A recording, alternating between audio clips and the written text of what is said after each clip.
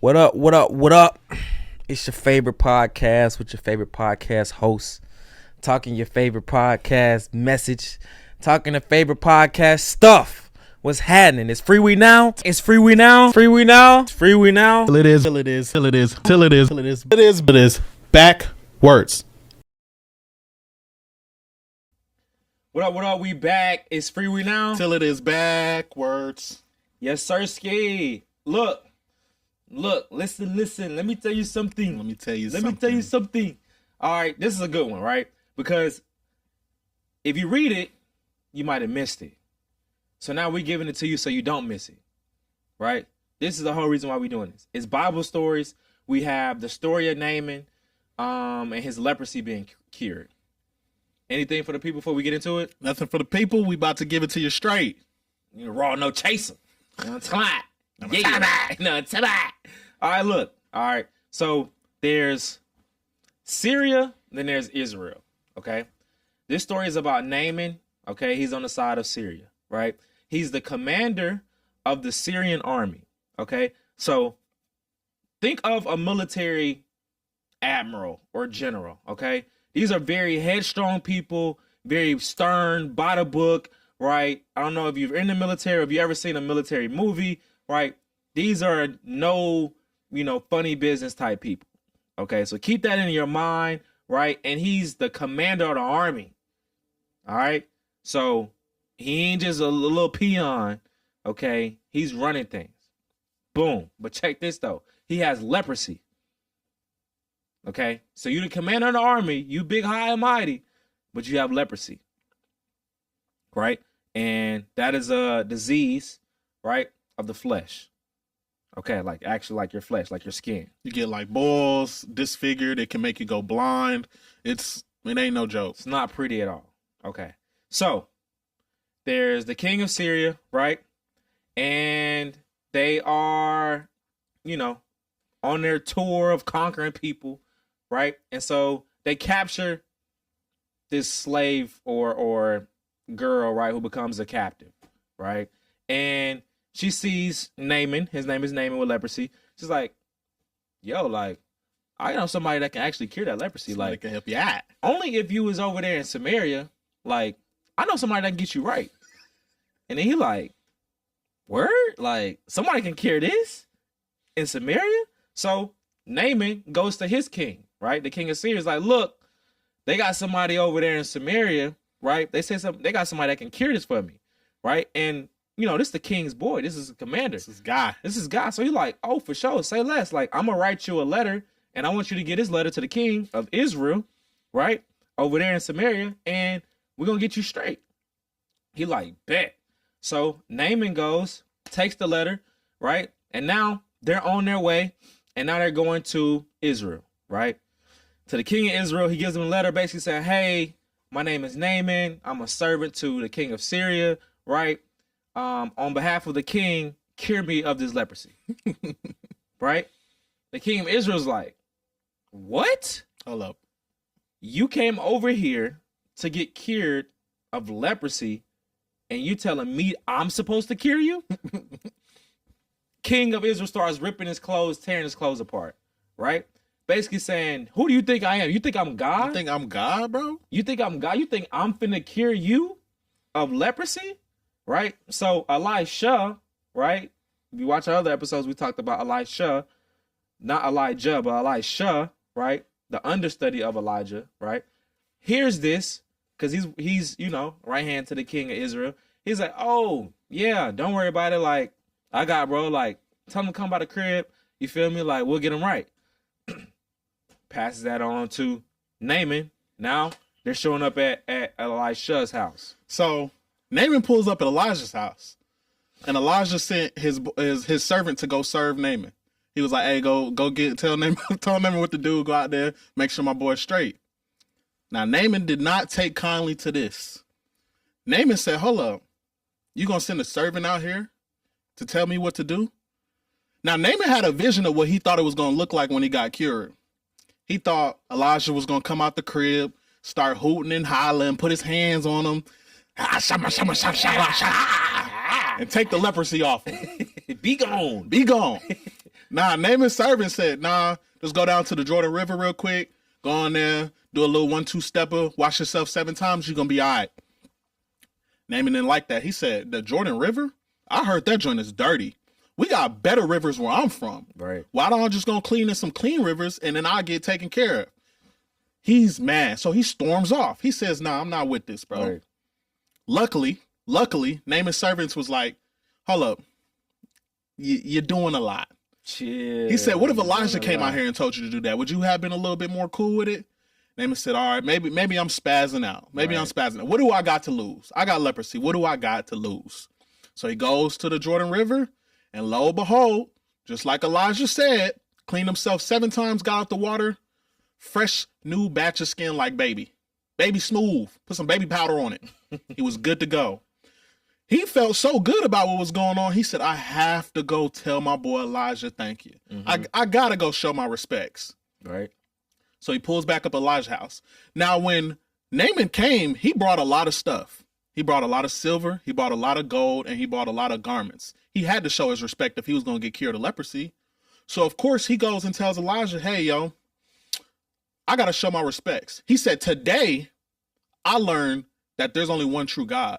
Right. Your God is the only true God, and I will no longer serve any other God. Right. I ain't giving no burnt offerings. I ain't giving no tithes. I ain't doing none of that. No other God will get my respects. I am now a servant of your God because of what you showed me today. Right. Elijah said, that's all I needed.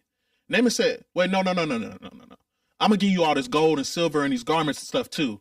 Elijah said, no, I'm good, bro. I don't need any of that. I got everything I need. I don't need that. Right. You know what I'm saying? I'm the plug, bro. You don't give me nothing. Plug. I'm the plug. Looking for the so Naaman said, all right. But before Naaman left, he said, but just let your God know that, you know what I'm saying, I still got a master on this earth. So like he go praise his God and stuff. And when I go with him, I'm just doing it because he got to do it. So just don't hold it against me.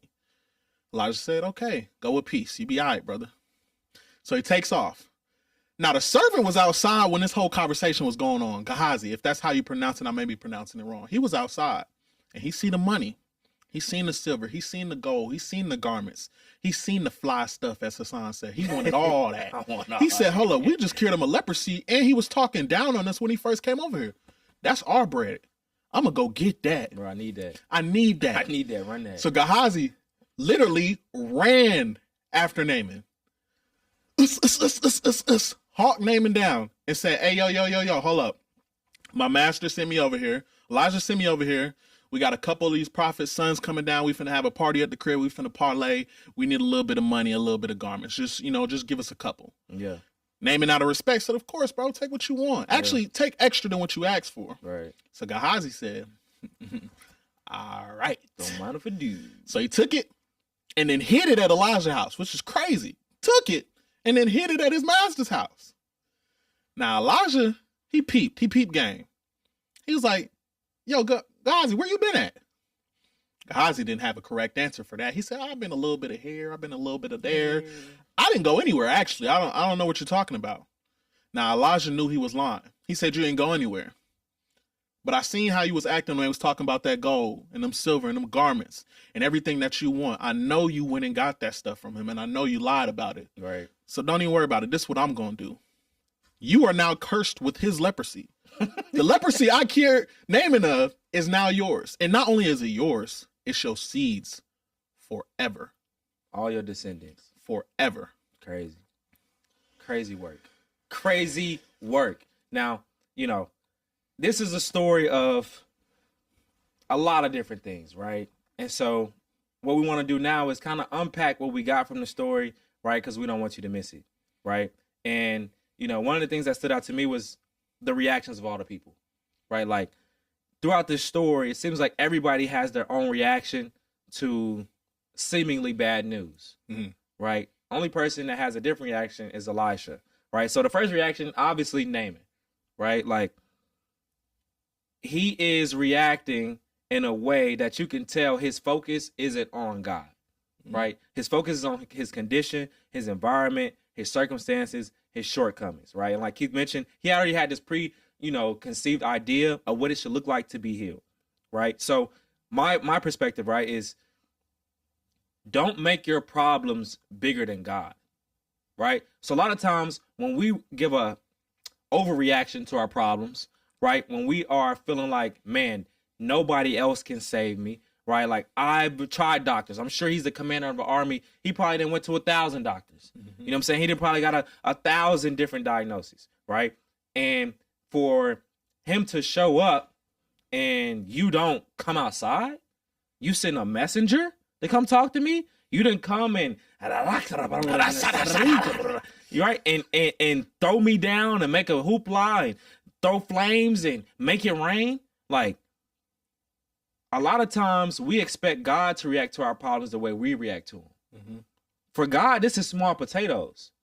So don't think that you're not going to be cured because God is not overreacting like you overreacting, right? It doesn't take an overreaction for something that's so minimal, right? Your problems, God been here before. He's been here before. You the one that's new to it. You feel me? God true to it.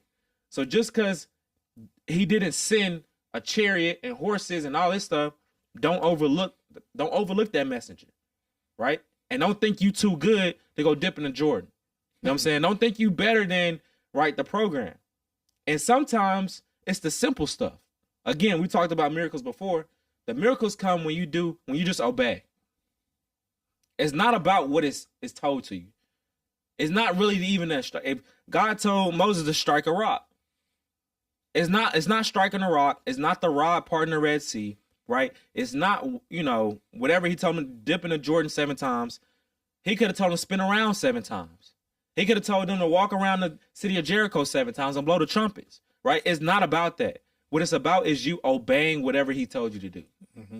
The simple things. Just obey. When you obey, your miracle come. And don't look where the instructions are coming from.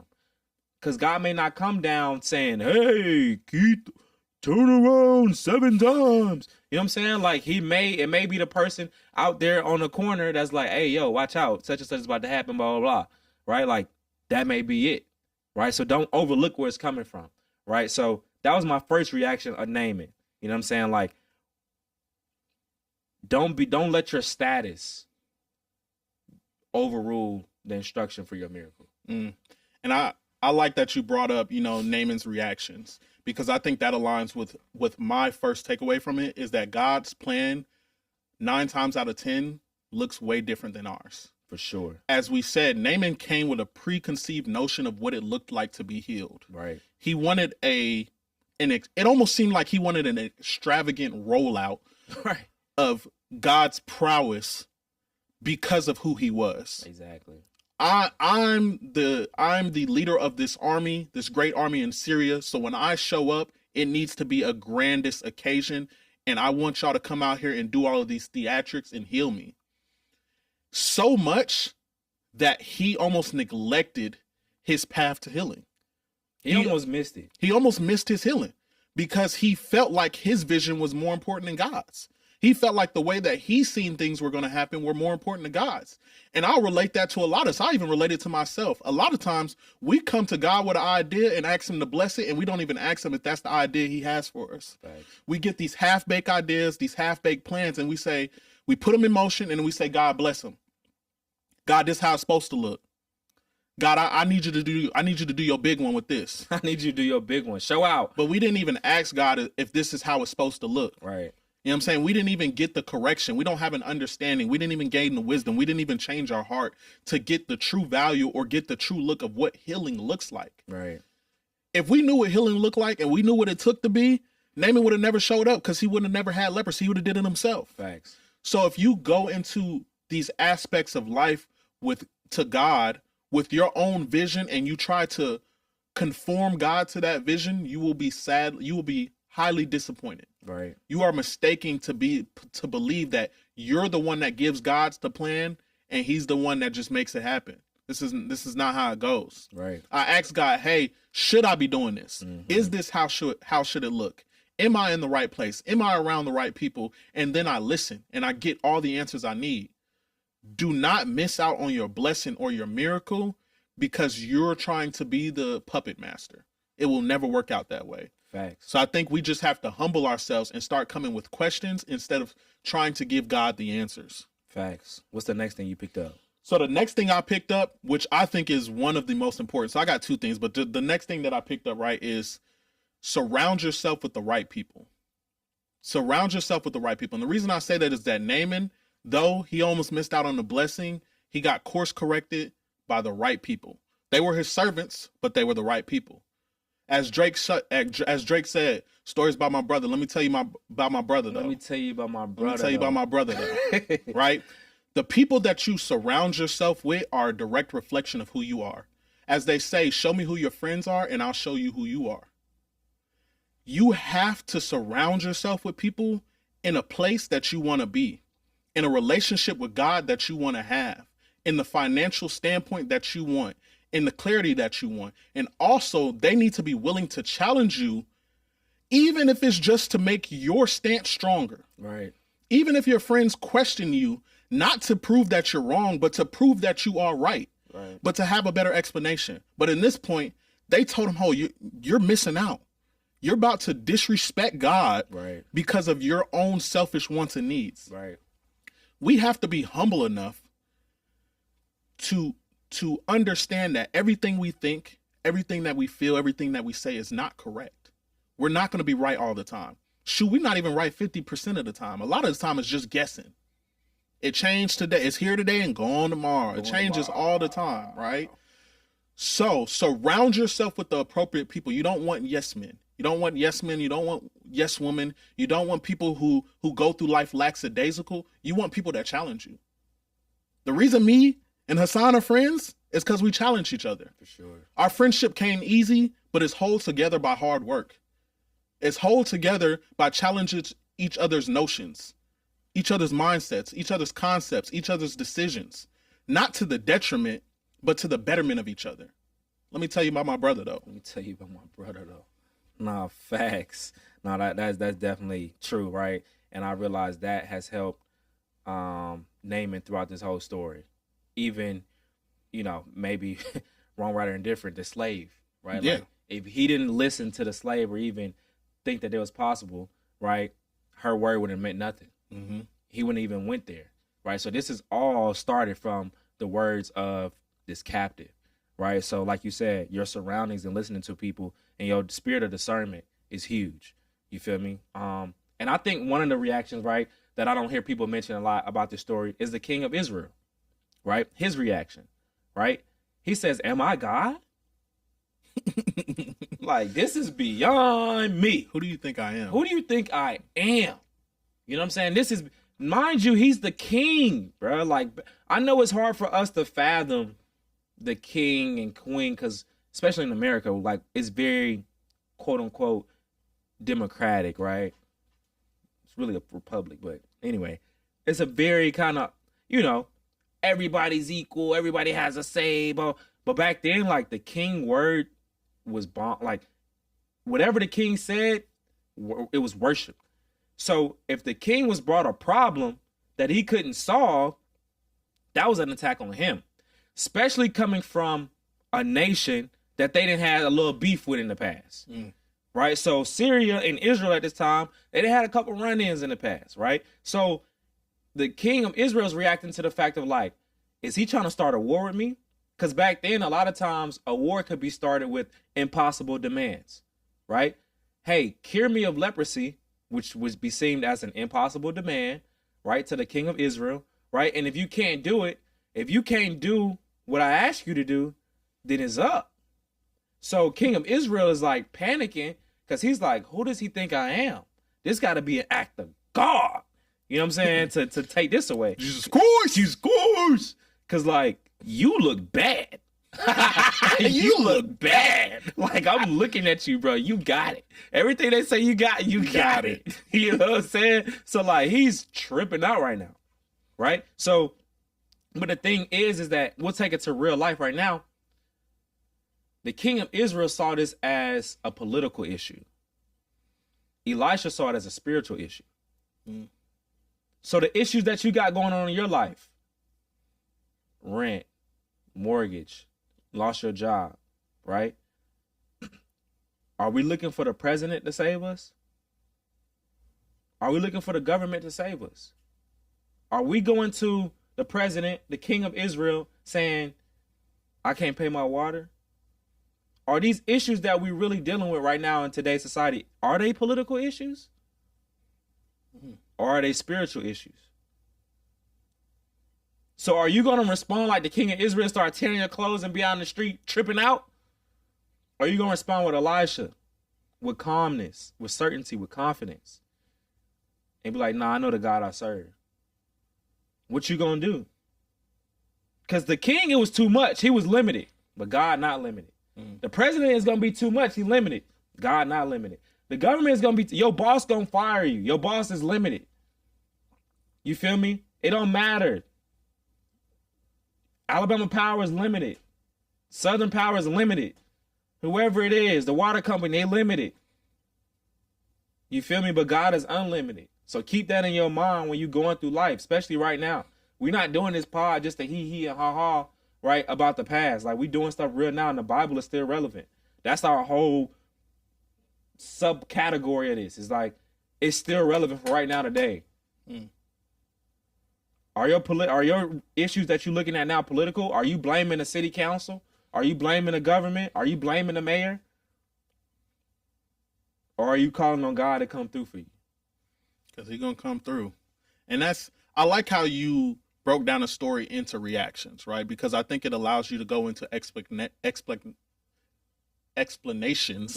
Dang, messing up here. Explanations of why the reactions are important and what is the truth behind those.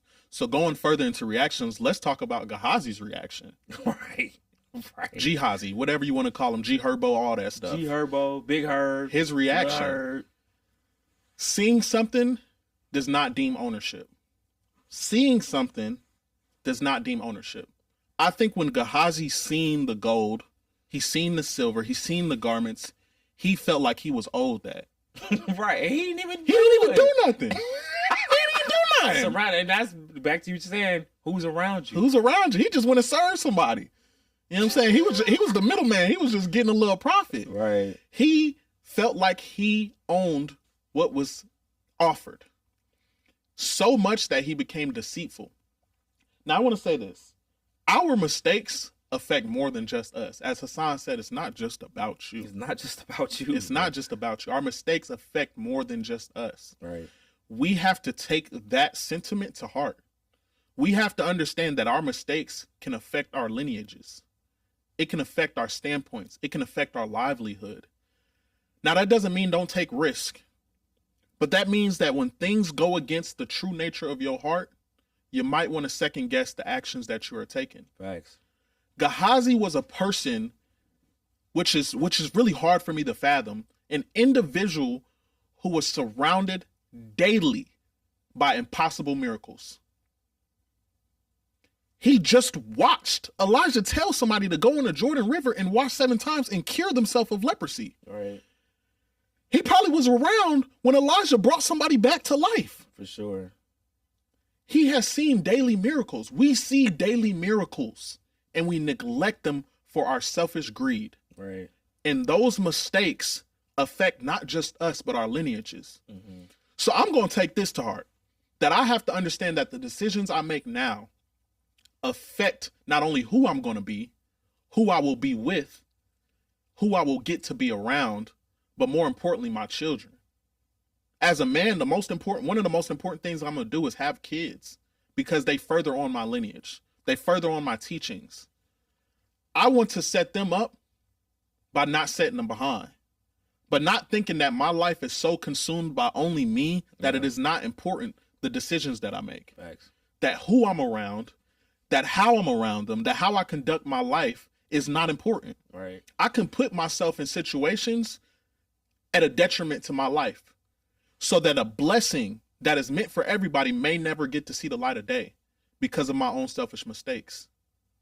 For sure. We have to be cognizant of the things that we say, the things that we do, the people that we're around, and we have to be cognizant of not seeing things and desiring to the point that we're willing to sacrifice our integrity. Yeah, bro. We're more than that.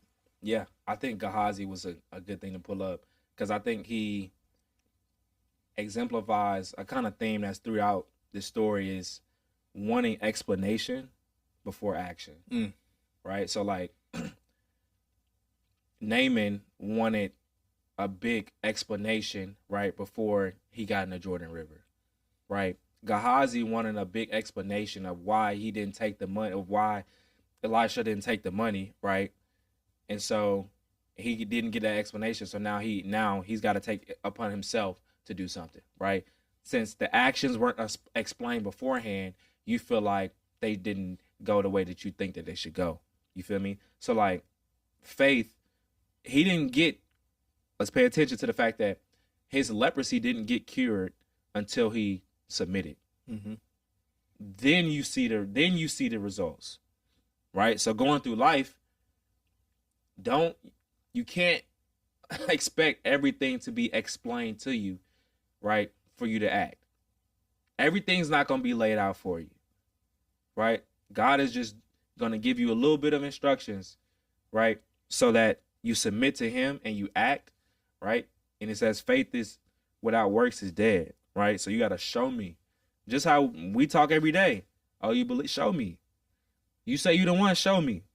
You feel me? Like, you believe in me? Show me. Go get in the river 7 times. Show me. Show me, Bama.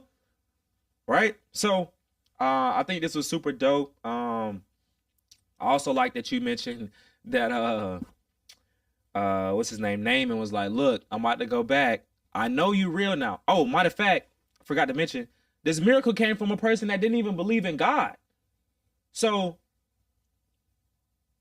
low key, as long as you have faith, whether you are Christian, Muslim, whatever, because he was worshiping somebody else before this. Mm-hmm. And then he changed over and was like, okay, you say you are, I'm rock with your I'm God. rock with y'all then. He got rid of the You got rid of the leprosy? I wasn't a Christian, but now you got rid of it? Now I'm a Christian. You feel me? But then he was like, hey, yo, you know my master, like, I'm going to just go through the motions, but I still believe in you. I still believe in you. You still a dog. You still a dog. We cool, right? He like, go in peace. Like Elisha reaction. He ain't even trip like, you straight. Go in peace. I get it. You cool. Like, I understand. You know what I'm saying? So I thought this was a dope, story for the Bible. Naaman, 2 Kings 5. Go check it out. Read it for yourself, right? Again, I told y'all, Elisha was one of the ones. He shows up again. What you got? That's all I got. I think we did all the explaining that needed to be explained on the Explaining Type podcast. The tight, yitty. It's Freewenow. Till it is backwards.